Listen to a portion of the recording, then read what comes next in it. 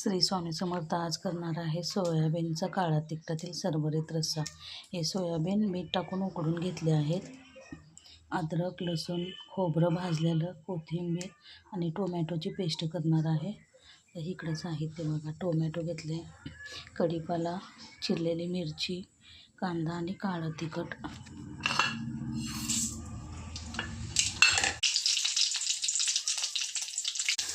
कांदा टाकून परतून घ्यायचं,